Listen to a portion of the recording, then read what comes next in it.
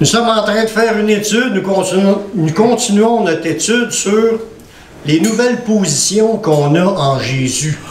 Le fait qu'on est né de nouveau, ça nous a donné, on a reçu par défaut, même si on ne le sait pas, plein de nouveaux statuts, de nouvelles bénédictions, parce qu'il y a des promesses qui sont là. Puis quand tu nais de nouveau, tu reçois le Seigneur Jésus comme ton sauveur personnel, ta vie commence à changer. Tu n'es plus le même. Tu es devenu une nouvelle créature. Puis il y a plein de nouveaux statuts que Dieu te donne. Voici maintenant tu es cela, maintenant tu es cela, maintenant tu es cela. Puis il y a plein de choses qu'on est en train de regarder. On est peut-être rendu au 7e ou au 8e message sur ce sujet-là. Puis on a un nouveau statut à chaque semaine. Puis on a encore d'autres à voir. Puis ça fait partie des riches bénédictions de notre Dieu. De vouloir nous bénir comme cela, surtout dans celles qu'on va voir aujourd'hui. Mais en réalité, elles sont toutes bonnes, puis on ne peut pas avoir de préférence. C'est un package deal. Tu reçois Jésus, tu les reçois toutes. Tu ne peux pas en recevoir juste la moitié. Merci Seigneur. Ça dépend même pas de notre foi pour recevoir ces choses-là. C'est des choses qui sont données automatiquement. C'est vraiment extraordinaire. Il y a des choses dans notre vie chrétienne qui sont le fruit de notre foi. Parce qu'on a la foi, on a obtenu cela. Mais ça, c'est même pas... Oui, on a eu la foi pour accepter Jésus, pour être pardonné de nos péchés, mais le fait qu'il nous a pardonné, il nous a donné le Saint-Esprit, on est devenu une nouvelle créature, puis un paquet de nouveaux statuts qu'on a reçus automatiquement. Nous sommes ce qui est écrit là, puis personne ne peut vous l'enlever, à moins que vous laissez tout tomber, parce que vous êtes en train de faire voler par le diable. Accrochez-vous, veille à ce que personne ne prenne ta couronne. Il ne faut pas se laisser voler. Ce qu'on a déjà reçu en Jésus, on l'a. C'est à nous. Alléluia! Gloire à Dieu. Aujourd'hui, nous sommes, grâce au Christ, devenus des fiancés du Seigneur. Wow! Ça, c'est super. Savez-vous qu'il y a une noce qui sera célébrée bientôt? Amen. Amen.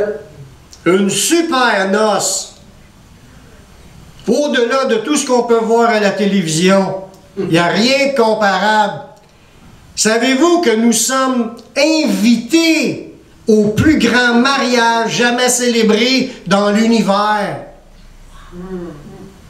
Merci, mon Les bras vont nous tomber à terre. À voir choix. Quand on voit ça, ça va être tellement beau, merveilleux, grandiose.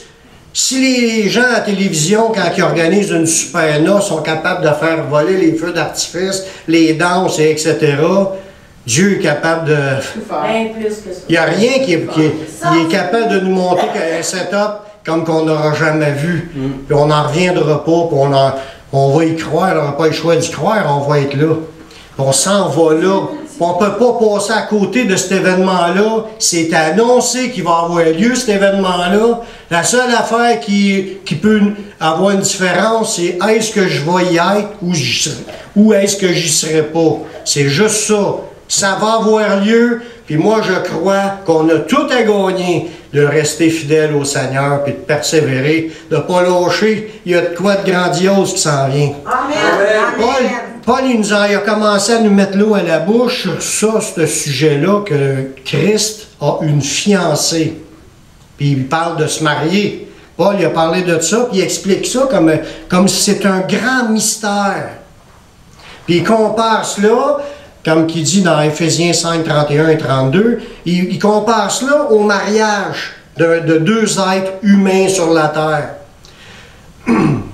Dans Éphésiens 5, 31 et 32, ça nous dit, c'est pourquoi l'homme quittera son père et sa mère, il s'attachera à sa femme, les deux deviendront une seule chair. Je l'ai pris ce passage-là la semaine passée pour expliquer qu'on est rendu le corps de Jésus parce que spirituellement, on est connecté. Mais le Seigneur, il y a de quoi encore bien plus grandiose dans la vie spirituelle après la résurrection. Le verset 32 de ce verset-là, il dit « Ce mystère est grand ». Là, l'apôtre Paul est en train de nous dire « C'est quelque chose qui n'a pas été révélé avant, c'est une nouveauté, c'est une primeur, c'est à quelque chose de caché. » Il dit « Je dis cela par rapport à Christ et à son Église. » Jésus a l'intention de marier son Église. Amen. Il dit autant que l'homme quitte son père et sa mère s'attache à sa femme, les deux deviennent une seule chair. Il dit c'est un grand mystère, puis il dit je dis ça par rapport à Christ qui va marier son Église, puis on va former qu'un. Jean-Baptiste, il a prophétisé, en parlant du rôle de Jésus comme étant un futur époux. Puis tout le monde le sait, Jésus ne s'est jamais marié. Hein? On vous dit ça dans la Bible que Jésus s'est marié. Non. Il y en a qui essayent de nous dire ça dans le roman de fiction, de dire que Jésus serait marié avec Marie-Madeleine, mais c'est des romans de fiction. Il n'y a aucun autre écrit, il n'y a aucun écrit historique et biblique, ni dans la Bible, ni dans les livres d'histoire de ce temps-là, que Jésus était marié. Mais quand même, il y a une prophétie qui a été dite par Jean-Baptiste dans Jean 3, 29, qui nous parle de cela. Puis il nous parle de Jésus comme étant l'époux. Il dit, celui à qui appartient l'épouse, c'est l'époux. Puis lui, Jean-Baptiste, il se considérait l'ami de l'époux. Il dit, mais l'ami de l'époux qui se tient là et qui l'entend, éprouve une grande joie à cause de la voix de l'époux. Aussi, cette joie qui est la mienne est parfaite. Jean-Baptiste l'a entendu, l'appel, lui-ci. Il croyait que Jésus était le sauveur du monde. Il croyait, puis il l'avait reçu. Son ministère devait se terminer pas longtemps après, mais quand même, c'est un gars qui avait la joie de savoir que Jésus était l'époux, puis il parlait de son épouse. Celui à qui appartient l'épouse, c'est l'époux. Il parle de l'époux, Jésus, donc il va se marier. Où est-ce que ça vient, cette prophétie-là? C'était l'Esprit de Dieu qui a commencé à donner des indices d'une révélation, d'un mystère, pas révélé dans l'Ancien Testament, où ce que, oui, c'est révélé dans un sens, comment est-ce que Dieu considérait le peuple d'Israël comme étant sa fiancée, son épouse, puis qu'il y avait une relation, mais le peuple d'Israël tombait en adultère et était rejeté comme étant une adultère. Mais là, on parle d'un mariage que Jésus va faire, puis que Jésus va être l'époux d'une épouse. Puis ça n'a pas eu lieu dans le monde physique. Quand on commence à scruter les Écritures, on s'aperçoit qu'il y a de quoi beaucoup plus profond quand on étudie, par exemple, Jean 17 à partir du verset 20. Jésus est en train de parler à son Père. Il appelle cet événement-là la prière sacerdotale. C'est une prière de consécration qu'il y a eu, de se consacrer au Seigneur, puis il dit qu'il voulait faire qu'un avec son Père, etc. Mais on va comprendre un point aujourd'hui qui a rapport avec Christ qui veut marier son Église, faire qu'un avec elle. Puis Jésus l'a exprimé dans Jean chapitre 17, à partir du verset 20, on va lire 3 versets jusqu'à 23. Là, il est en train de parler à son Père. Il dit, c'est pas pour eux seulement que je prie, mais encore pour ceux qui croiront en moi par leur parole, afin que tous soient un. Comme toi, Père, tu es en moi et que je suis en toi, afin que eux aussi soient un en nous. Comme j'ai lu tantôt un passage qui disait « L'homme quittera son père et sa mère, s'attachera à sa femme, les deux formeront une seule chair. » Là, Jésus est en train de nous dire qu'il veut former qu'un avec son Église. Je vais juste lire à partir du verset 21. « Afin que tous soient un, comme toi, Père, tu es en moi, que je suis en toi, afin qu'eux aussi soient un en nous, On voit qu'il parle au futur, qu'on soit un. C'est quelque chose qui est à venir dans le changement. C'est déjà commencé spirituellement. Il y a une connexion. On est un avec le Seigneur. C'est déjà commencé. On veut demeurer en lui, lui en nous. Mais il y a de quoi encore plus profond qui s'en vient. Pour que le monde croie que tu m'as envoyé, je leur ai donné ma gloire. Afin que tu m'as donné, afin qu'ils soient comme un, non, afin qu'ils soient un comme nous sommes un. Moi en eux et toi en moi, afin qu'ils soient parfaitement un et que le monde connaisse que tu m'as envoyé et que tu les as aimés comme tu m'as aimé. Dans ce passage-là, les points que je veux qu'on remarque, il y a plusieurs fois qui parlent afin que tous soient un. C'est encore un afin, ça veut dire il y a un but à atteindre, de finir par être un. Puis c'est ce qu'on fait dans notre recherche quand on a donné notre vie au Seigneur. On a renoncé à nous-mêmes, puis on veut faire qu'un avec Jésus. C'est notre désir, au même titre que deux personnes qui veulent s'unir pour le mariage, pour devenir une seule chair.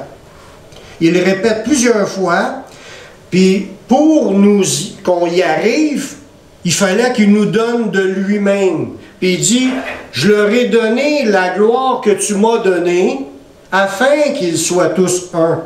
Voyez-vous, le travail, Dieu nous a donné quelque chose pour nous permettre d'arriver à cette communion-là, d'être parfaitement un jour avec le Seigneur. Qu'est-ce que sa gloire? Mais on l'a déjà vu dans d'autres études, que quand que tous ont péché, puis on est privé de la gloire de Dieu. Mais là, Jésus lui dit, il nous a donné sa gloire que son Père lui a donnée pour que nous soyons un. Ça représente quoi? La présence du Saint-Esprit, la présence de Dieu. Parce que tout ce qui est des bénédictions de Dieu, la puissance de Dieu, les promesses de Dieu, les dons de Dieu, tout est dans le Saint-Esprit. Tu nais de nouveau, tu reçois le package, le paquet au complet. Jésus et tout son dépôt, tout ce qu'il met en toi, c'est le Saint-Esprit. Puis la gloire de Dieu, mais c'est la puissance de Dieu, c'est les miracles, les signes, les prodiges, tout ce qui est les exaucements de prière, tout ça, c'est dans les bénédictions fournies qu'on a reçues en Jésus dans le Saint-Esprit. Quand tu commences la nouvelle vie, à cause de ta nouvelle position, tu as droit à prendre tout ce qui est ces tablettes des promesses de Dieu. Tout est là pour nous. C'est à nous. Puis il y a un but pourquoi qu'on utilise cela, qu'on a reçu tout cela. C'est afin qu'on forme qu'un. Qu'on commence tout de suite, parce qu'un jour, ça va être bien plus pire que ça. Pas plus pire, bien mieux que cela. Quand on va être rendu l'autre bord, puis qu'on va être débarrassé de cette carcasse charnelle qui nous fait pécher, puis qui nous fait tomber dans toutes sortes de choses qui déplaisent à Dieu. Jésus veut amener son épouse, celle qui veut avoir à faire qu'un avec. Il veut amener son épouse à voir et à profiter de tout ce qu'il a. Juste le verset 24 nous en donne déjà un aperçu. L'autre verset suivant, Jean 17, 24. Il dit dans sa prière, « Père, je veux que là où je suis... » C'est où ce que Jésus parle, où ce qui était? Il parle-tu à Jérusalem? Non, je suis après sa résurrection. Je veux que là où je suis, ceux que tu m'as donnés soient aussi avec moi. Voyez-vous ce qu'on s'en va? On s'en va où ce que Jésus est présentement. Il est assis à la droite de Dieu. Il est dans les lieux célestes. Il y a le nom au-dessus de tout nom, puis il nous a fait asseoir en lui, sur son trône, puis il y a de quoi de spécial qui s'en vient. Là, il nous dit que tous ceux qui appartiennent à Jésus, tous ceux que le Père a donné à Jésus, c'est tous ceux qui l'ont reçu, à ceux qui croient en son nom, à ceux qui sont nés de nouveau. C'est à nous, ça. Il parle de nous. Il veut que ceux que tu m'as donnés soient aussi avec moi, afin qu'il voie ma gloire. Là, il ne parle pas de sa gloire terrestre, il parle de sa gloire éternelle. La gloire que tu m'as donnée parce que tu m'as aimé avant la fondation du monde. Jésus est en train de faire une œuvre afin d'amener son épouse à faire qu'un avec lui, puis à être où ce que lui est, et de profiter de tout ce qu'il y a. Quand sur la terre, c'est un peu la même image quand on se marie. Mettons que le gars, il s'est bâti une maison, il s'est acheté une maison, il a un terrain, il a toutes ses affaires, puis il se marie. Qu'est-ce qui se passe? Il laisse sa femme là? Non. Viens avec moi, chérie. Il l'a introduit dans sa maison, puis il l'emmène. Tout ce qu'il y a là, ici, c'est à toi. La femme, hein? Tout, elle ne dira pas, oh non, c'est toutes ses affaires, j'oserais pas, puis tu restes assis sur une chaise. Non. Tu profites de tout, tu vois tout ce qu'il y a, puis tu vois aussi les rentrées d'argent comme les sorties dans le monde terrestre. Mais des fois, c'est pas tout le temps drôle, mais quand même, l'idée, c'est que quand tu es marié avec quelqu'un, tu vois ce quelqu'un-là tous les jours, tu es avec dans ses bons, ses mauvais jours, puis tu profites de tout ce qu'il y a. Mais c'est ce qu'il nous dit ici. Il veut qu'on soit là afin qu'il voie ma gloire. Puis le mot « voie ma gloire », voir, le sens du mot grec, c'est regarder, voir, avoir vu, apercevoir, connaître, considérer, c'est une analyse, tu vois, tu es là, tu prends conscience. Mais le sens au mot grec, il est un petit peu plus profond, c'est être un spectateur, oui. Regarder, voir, regarder attentivement, poser son regard sur, examiner, puis ça dit aussi jusqu'à la portée de percevoir par la vue, mais jouir d'une présence. Si tu es là, tu fais plus que juste être là. Tu la vois pour en jouir, pour en profiter.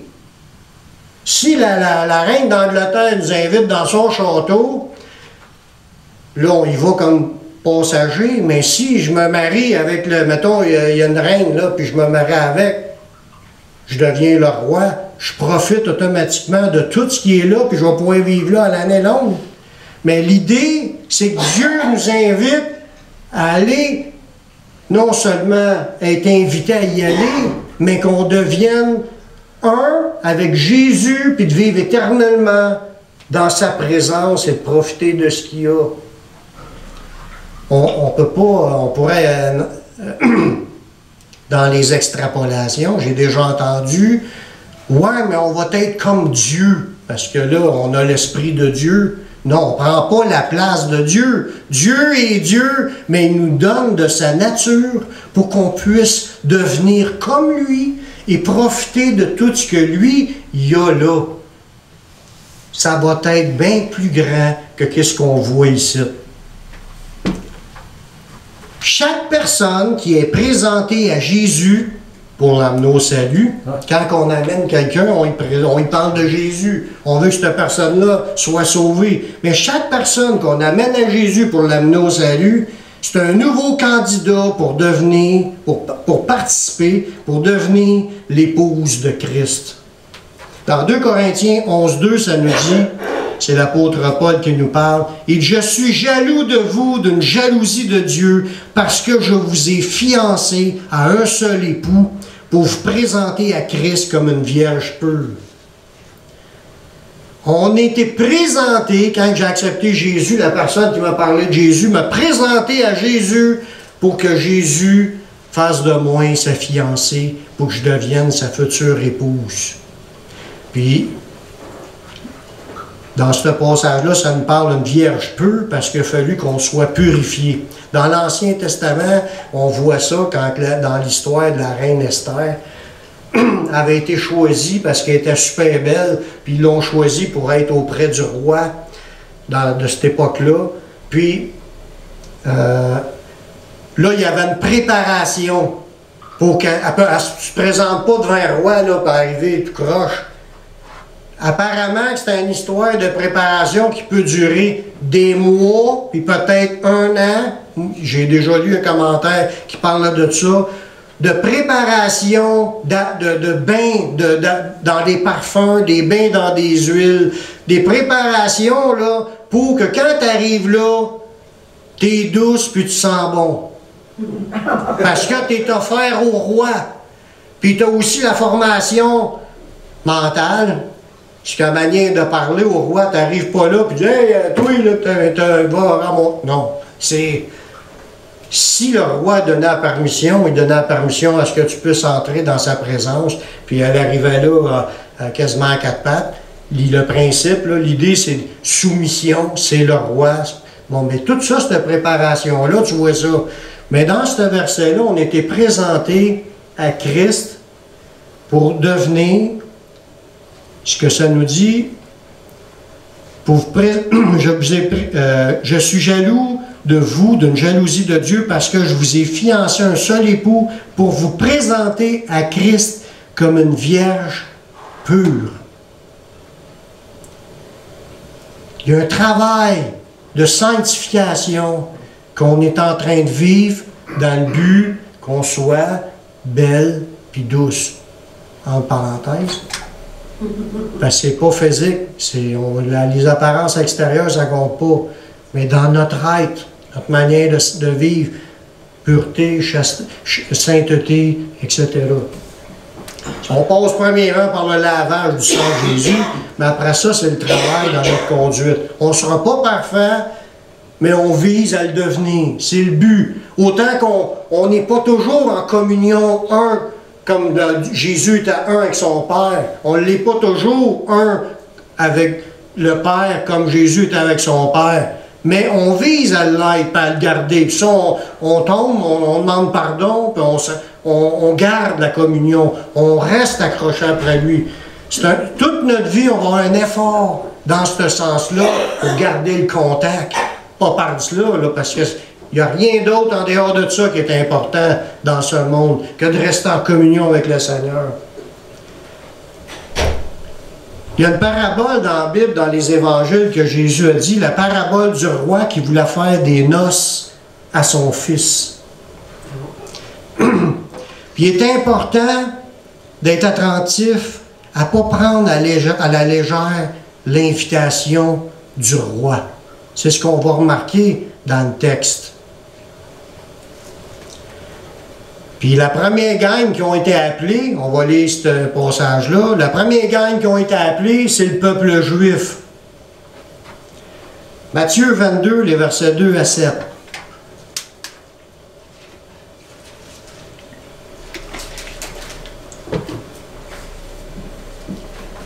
Le royaume des cieux est semblable à un roi qui fit des noces pour son fils. Il nous dit, le royaume des cieux. C'est semblable à un roi qui veut faire des noces à son fils. C'est ce que je vous dis depuis tantôt. Dieu est en train de préparer des noces pour Jésus. Puis il est déjà en train d'inviter ses fiancés. C'est extraordinaire. Vous allez voir le parallèle. Jésus n'a pas dit ça pour rien, ce parabole-là. Il envoya ses serviteurs appeler ceux qui étaient invités aux noces, les Juifs. C'était les premiers à être invités aux noces. Mais ils ne voulurent pas venir. Il envoya encore d'autres serviteurs en disant, dites aux conviés, voici j'ai préparé mon festin, mes bœufs et mes bêtes grasses sont tués, tout est prêt, venez aux noces.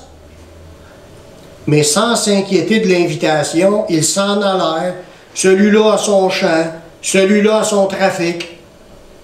Et les autres se saisirent des serviteurs, les outragèrent et les tuèrent.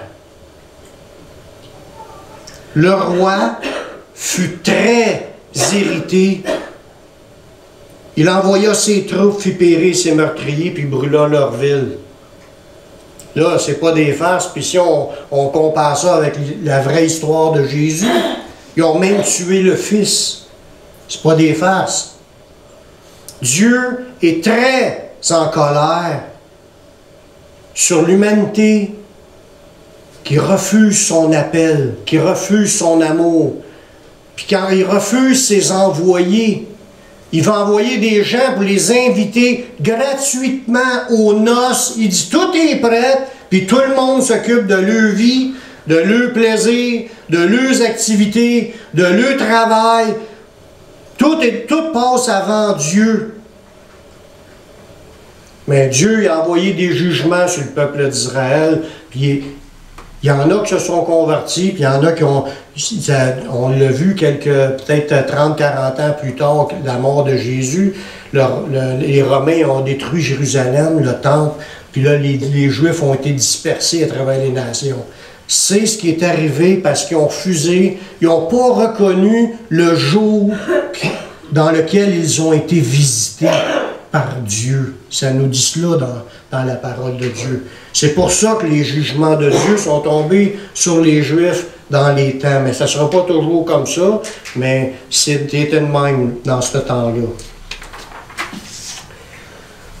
Puis maintenant, à cause de leur refus, ça nous a rendu le salut profitable ou disponible pour nous, les païens, qui étaient ceux qui ne faisaient pas partie de la gang qui étaient supposés d'être invités. Mais à cause de leur refus, là, le roi, il voulait que sa salle de noces soit pleine. On continue à aller. Il y a maintenant un appel général à tous les vivants à répondre à l'appel de Dieu et à nous préparer pour les noces de Jésus. Notre réponse aura un impact éternel sur notre vie. Amen. Matthieu 22, à partir du verset 8, on continue notre petite histoire, très belle petite histoire. Alors il dit à ses serviteurs, les noces sont prêtes, mais les conviés, les invités, n'en étaient pas dignes. Ils ont tout refusé, ils ont tué les serviteurs, etc. Là, il leur dit au verset 9, « Allez donc dans les carrefours et appelez aux noces tous ceux que vous y trouverez. » Ses serviteurs allèrent dans les chemins, rassemblèrent tous ceux qu'ils trouvèrent, méchants et bons. Et la salle des noces fut pleine de convives. C'est qui, vous pensez, de qui est-ce que ça parle? Tout ce monde-là qui traînait partout, en dehors de la ville où les conviés étaient.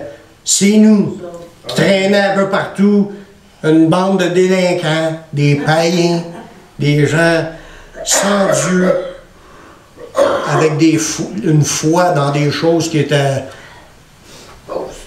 fausses, et des fois de très grandes offenses envers le seul vrai Dieu, créateur de toutes choses.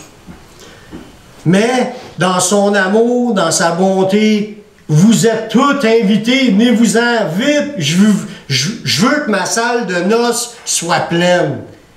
C'est pas une petite fête, ça va être une grosse fête. Puis sa salle est grande. Sa salle est grande. Il y a de la place. On pourrait tous travailler puis amener au salut tout le monde que c'est la planète, puis il y aura de la place pour tout le monde. Le Seigneur est capable d'agrandir son terrain. Amen. Ça ne s'arrête pas là, cette histoire-là. Il y a encore de quoi que Jésus voulait nous montrer dans la parabole. Puis que c'est autant important le qu'est-ce qui vient après que qu'est-ce qu'on vient de voir. C'était super qu'on était appelé à la salle des noces. On s'en va là, on a répondu à l'appel, puis on a accepté Jésus, puis on est ses fiancés. Verset 11. Le roi entra pour voir ceux qui étaient à table. Puis il aperçut là un homme qui n'avait pas revêtu un habit de noces. Et il lui dit, « Mon ami, comment es-tu entré ici sans avoir un habit de noces? » Cet homme eut la bouche fermée. Alors il dit au serviteur, « Liez-lui les mains et les pieds, jetez-le dans les ténèbres du dehors, où il y aura des pleurs et des grincements dedans.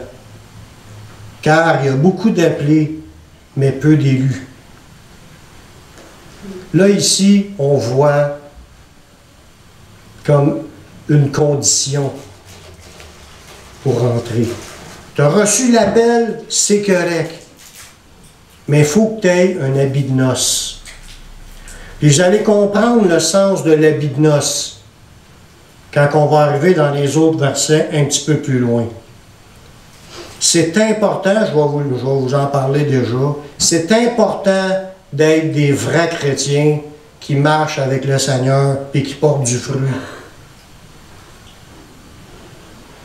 Les habits de noces, c'est pas juste d'accepter Jésus. Oui, on accepte Jésus, on commence notre vie chrétienne. Mais la Bible nous en parle des habits de noces dans l'Apocalypse un petit peu plus loin. Puis ce qui va être notre robe, notre habit, notre robe, c'est le fin lin des œuvres, c'est les œuvres justes des saints. Qu'est-ce qui est arrivé dans la parabole, les 3 serviteurs qui avaient reçu des talents? Il y en a un qui en avait 5, l'autre en avait 2, l'autre en avait 1. Mais il y en a un, celui qui en avait 5 t'a rendu à 10, Dieu lui a donné des bénédictions pour 10 villes. L'autre en avait 2, t'a rendu à 4, il a donné bénédiction pour les 4 villes. Puis celui qui en avait 1, puis qui avait enterré son talent, puis il n'a rien produit pour Dieu, il a enlevé son talent, puis il dit jetez-les dehors. C'est ce qu'il est en train de nous dire, la même affaire. Il y a un message, il n'y a pas juste un verset, il n'y a pas juste 2 versets, il y en a plusieurs versets qui ont le même sens que cela, que nos œuvres comptent pour démontrer notre foi. La foi sans les œuvres est morte. Tu as beau te dire que tu crois en Jésus, si tu t'es pas engagé à suivre Jésus, tu ne peux pas porter de fruits. Puis suivre Jésus, c'est la vie de vrais disciples, c'est d'aller à l'église, d'entendre la parole de Dieu, de prier, de sanctifier, de travailler avec le Seigneur, puis d'écouter, puis quand il dit quoi faire, mais tu le fais, puis tu portes du fruit dans ce temps-là. Mais si on ne veut rien connaître, on ne veut rien savoir, puis on est fermé à tout ce qu'il nous demande, mais là, on ne peut pas produire le fruit qu'il nous faut, puis c'est ça qui va nous recouvrir comme habit de noces, l'autre bord. Vous allez le voir un peu plus loin. On revient à l'histoire de Jésus pour voir que dans le ciel, dans l'Apocalypse, il y a une belle révélation qui nous parle de les noces de l'agneau. Puis j'en ai lu un extrait tantôt au début de la réunion. Pour vous établir dans un peu quand que ça va arriver, c'est que dans pas long, il va y avoir l'enlèvement de l'Église à la 7e trompette. Après ça, on voit qu'il y a 7 coupes, qui vont être jetées sur la terre, jetées sur le trône de la bête, puis ceux qui avaient la marque de la bête. C'est un événement, ces 7 coupes-là, à la fin, mais après que les chrétiens ont été enlevés. Ça va être déversé sur la terre, puis des jugements terribles, puis à 7e coupe, il va y avoir la destruction de Babylone la Grande, la prostituée, celle qui corrompait les habitants de la terre par ses enchantements. Cette ville-là que la royauté sur les rois de la terre va être détruite.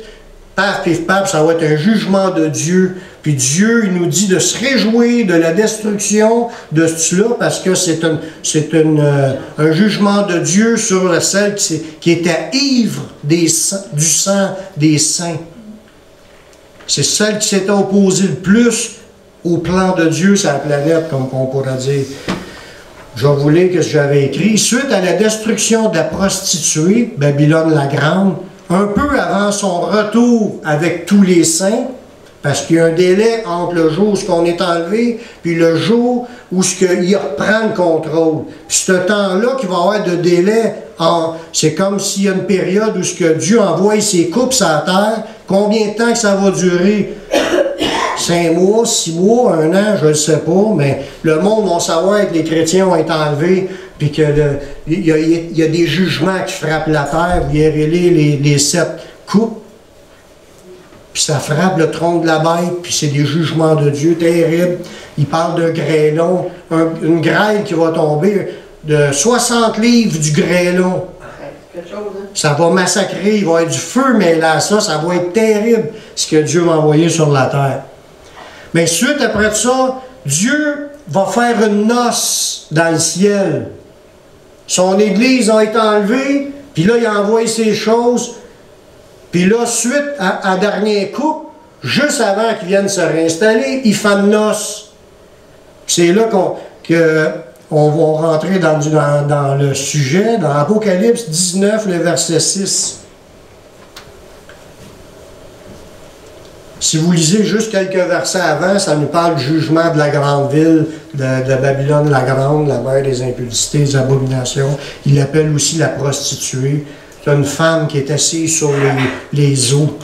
Mais ça représente pas juste une femme, mais ça représente probablement une religion universelle qui a été répandue sur toute la terre, puis qui est en tête de toutes sortes de corruptions qu'il y a eu dans ce monde pendant les siècles depuis Jésus.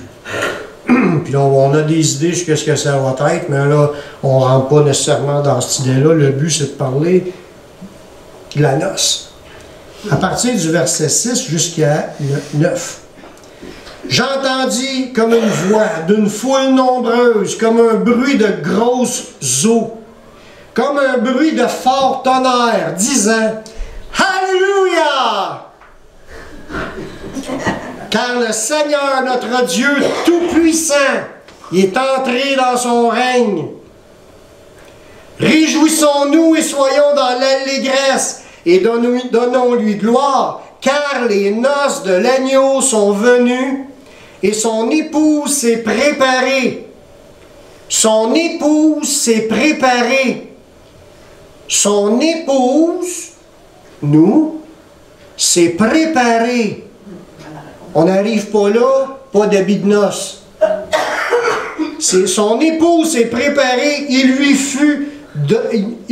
lui a été donné de se revêtir d'un fin lin éclatant, pur, car le fin lin, ce sont les œuvres justes des saints. On a eu du temps pour se préparer, puis ce qui va nous recouvrir, c'est nos œuvres de justice, nos œuvres de juste qu'on fait pendant qu'on est en lui sur cette terre.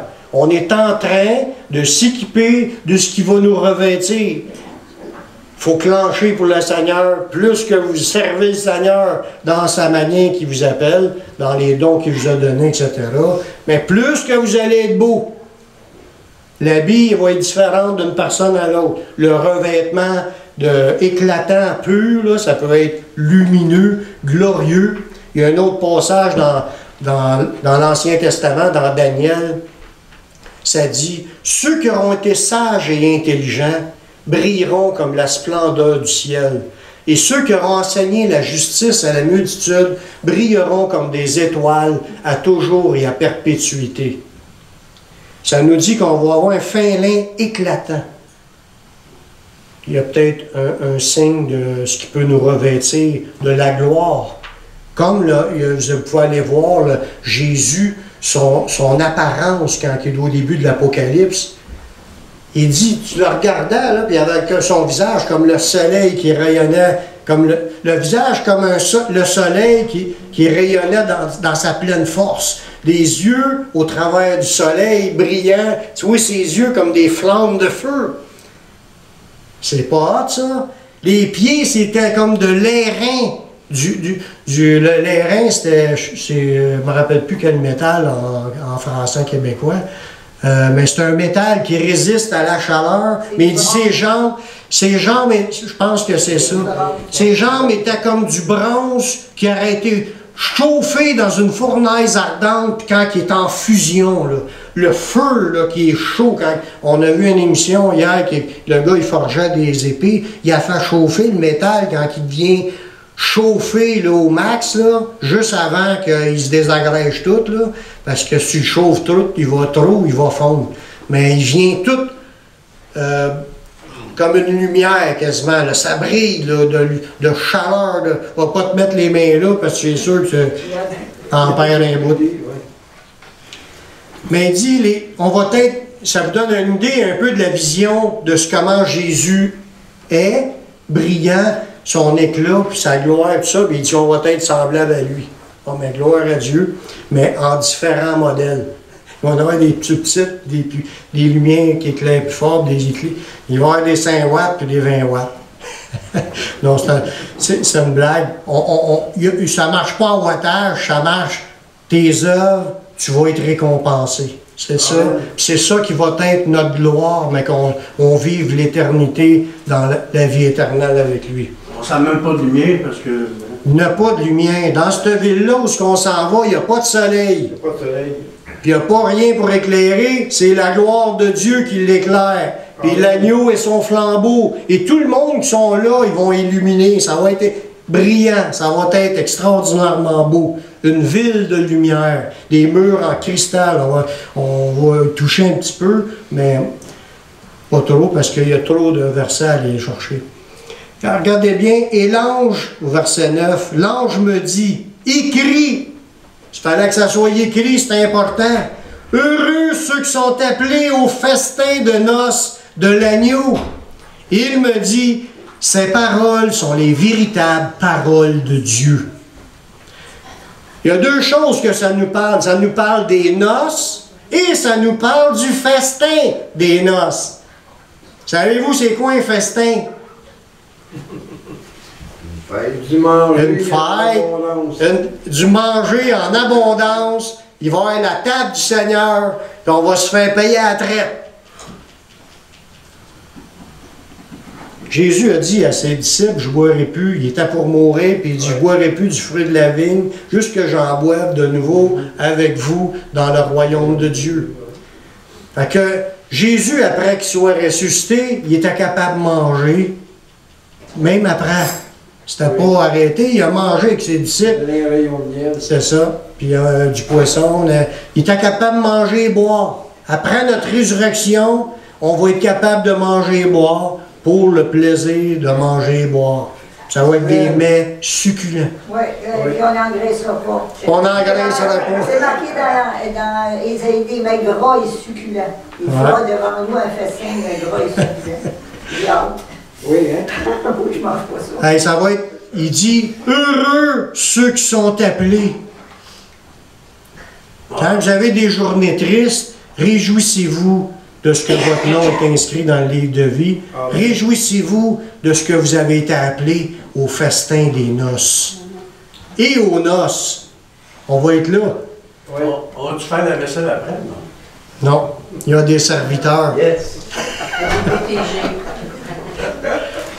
Dans l'Apocalypse, ça nous donne aussi une vision des conditions de vie de l'épouse du Christ.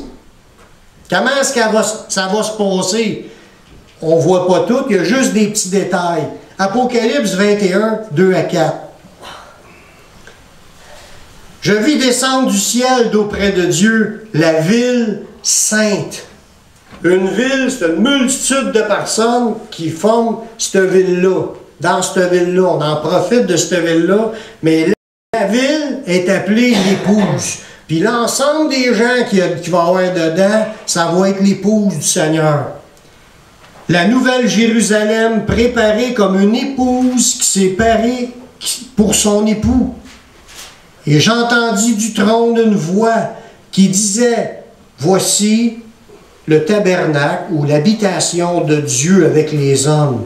Il habitera avec eux, ils seront son peuple, et Dieu lui-même sera avec eux. Puis il y a un autre verset qui dans les Matthieu, ça nous dit « Heureux ceux qui ont le cœur pur, car ils verront Dieu. » Ça nous dit que Dieu va marcher avec nous, mais on va voir Dieu de nos yeux. Il essuiera toutes larmes de leurs yeux. Ça va être fini, vous pleurerez plus. La mort ne sera plus, il n'y aura plus ni deuil, ni cri, ni douleur, car les premières choses ont disparu. Ça vous parle-tu un peu des conditions de vie? Comment est-ce qu'on va être bien traité? Ça va être d'être heureux, d'être dans la joie, d'être dans l'amour, d'être dans la paix, d'être dans... Je ne sais même pas que c'est les petits mots canadiens, québécois, en français qu'on a. Il n'y a pas de mots pour dire l'État, comment est-ce qu'on va être heureux dans cette position-là, d'être là. Il dit déjà d'être heureux, le fait que tu es appelé parce que ça s'en vient, on ne passera pas à côté. On y va. Mais qu'on y soit, ça va être encore bien plus grandiose. Puis dans l'Apocalypse, ça nous donne aussi une vision de la beauté de l'épouse du Christ. Là, il nous parlait de la condition. Dans l'autre verset, là, un peu de la beauté. Apocalypse 21, 9 à 11. Puis je vis un des 7 anges qui se tenait les 7 coupes remplies des 7 derniers fléaux. Il vint, il m'adressa la parole en disant, « Viens, je te montrerai l'épouse, la femme de l'agneau. » Wow! Il me transporta en esprit sur une grande et haute montagne, puis il me montra la ville sainte, Jérusalem, qui descendait du ciel d'auprès de Dieu, ayant la gloire de Dieu. La gloire de Dieu, c'est... Jésus dit, je leur ai donné ma gloire, tu sais, à nous, pour qu'on soit un. Mais ça, c'est dans le Saint-Esprit.